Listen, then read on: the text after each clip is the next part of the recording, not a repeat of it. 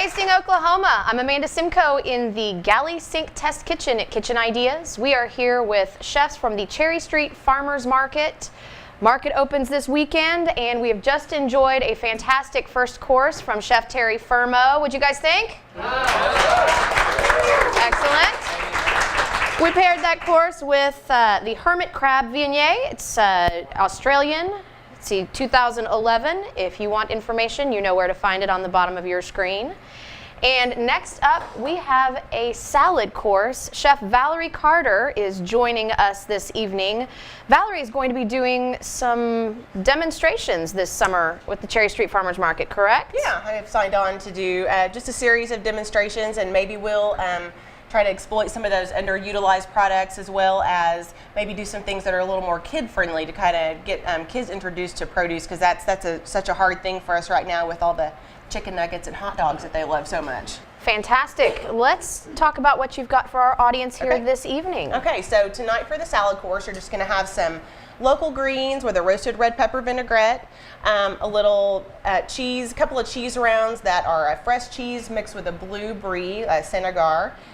So you can get a lot of these cheeses from Loma Dairy, Wagon Creek Creamery. Is that what? Wagon Creek Creamery, yes, they do. Okay. I know they make a lot of the vendors there make some fresh cheeses. You don't have to use any specific cheeses necessarily to make these little cheese rounds, just kind of an idea. So the cheese also has lots of fresh herbs in it, and a little lemon zest and garlic, and it's rolled in some toasted pecans. Very, very simple, but delicious. It is very simple, yeah. I love that. I mean, people hear of all these wonderful ingredients in there and think it's difficult. Yeah.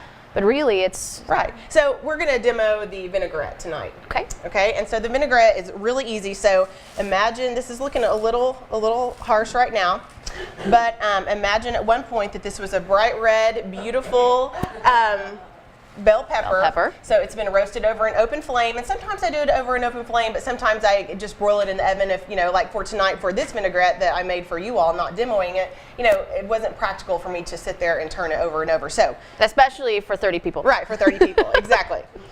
So after it comes out of the oven, I like to wrap it in foil or plastic wrap and let it steam until it's cool enough to handle. And then some people rinse it off, and that's okay too. But I actually like to do it with a paper towel or my hands, because you do lose some of those essential oils if you rinse it too much. And that's the nice thing, using so many of these herbs, you're going to have a whole lot of different flavors that are going to kind of come in there and go beautifully with that smoke. All right. And again, with the seeds too, I mean, you want to get out most of the seeds, but not important to get every single seed out. It's going in a pretty high-powered blender over there. There's not going to be a whole lot left to look at of those seeds. Yeah. So usually a traditional vinaigrette is 3-to-1 oil to vinegar, but I like to do a little bit less, because I do find that the oil can get a little overpowering to me, and of course we're all trying to lose this a little bit.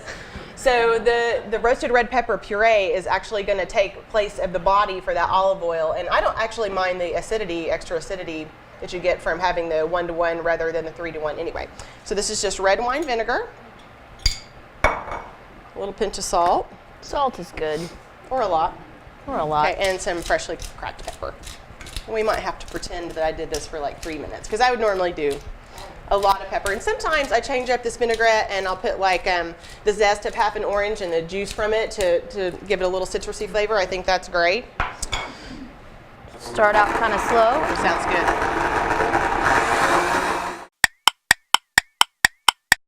Okay, so we're going to go with just about equal parts olive oil. And one thing that I was always taught is that you shouldn't put your olive oil in and blend it too long, because it can get really bitter tasting. But what we're going to do is we're going to form an emulsion. So that's joining two unlike substances like oil and water, vinegar and oil here, and it'll form a temporary emulsion. Okay. And that's it. All right, so very quick, very simple, and we've got some really pretty greens over here. Okay. So you can get some produce at the farmers market this summer at C&S Produce, and you can also get it from MUA. Awesome. Well, fast, delicious smelling vinaigrette, and we are going to take a quick break, feed our hungry audience, get a little wine in there with it. I believe we're going to have the Nobilo Sauvignon Blanc. Yes.